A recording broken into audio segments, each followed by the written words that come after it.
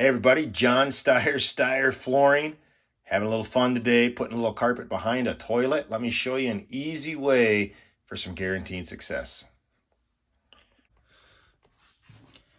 All right, everybody, bear with me a little bit here. The angle's not going to be so great. It's just me, but I've got my carpet all rough cut in around here. Now, in the past, what I had done is just kind of worked my knee kicker in here, getting the carpet set on the tack strip. But when you go to tuck, it was always, dang it, you get a bubble. One of our CFI rock stars, superstar, actually this guy's fantastic, Mr. Darius Mulkin. Darius, I hope I pronounced your name right.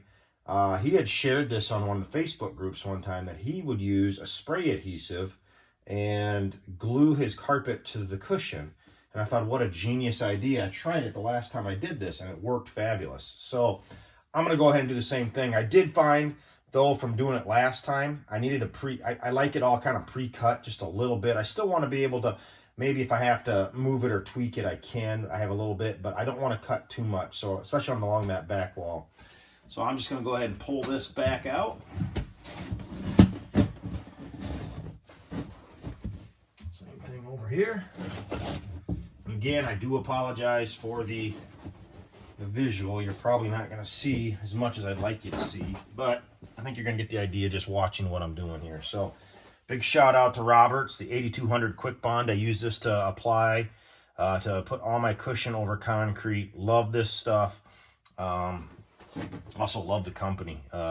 Kevin Keefe and Leslie Del Plozo. Hopefully I pronounced your name right as well, but man, you guys are some fabulous people, some awesome people. So I went ahead and this cushion, I actually glued the whole thing to the concrete. And what I'm going to do here is I'm just going to very, very liberally spray my cushion with adhesive. Now you need to be careful using any kind of spray adhesive that you don't make a mess all over the walls. But right, we're professional installers, so hopefully we've learned not to do that.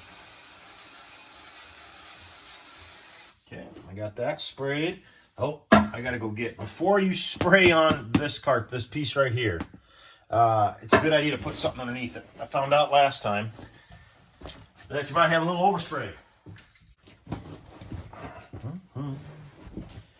There we go. Those are the areas that I need to spray.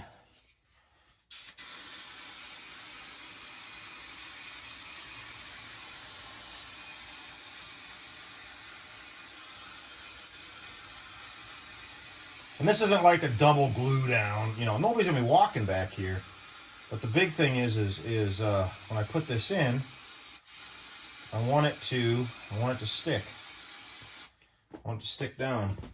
So I do just kind of let it flash off just a skosh.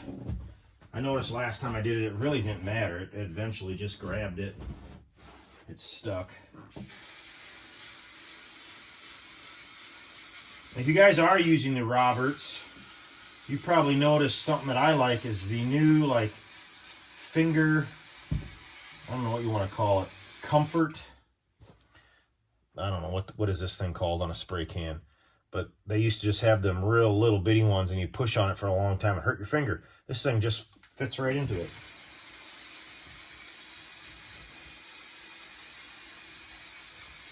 All right. Warning, if you're sensitive to smells, you probably don't want to be around too much of this. The reason I do use this, though, nobody complains about this stuff.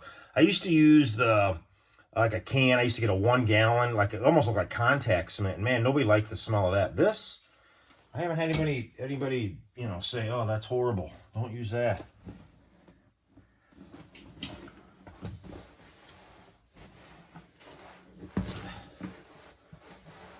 I'm just like a glue down.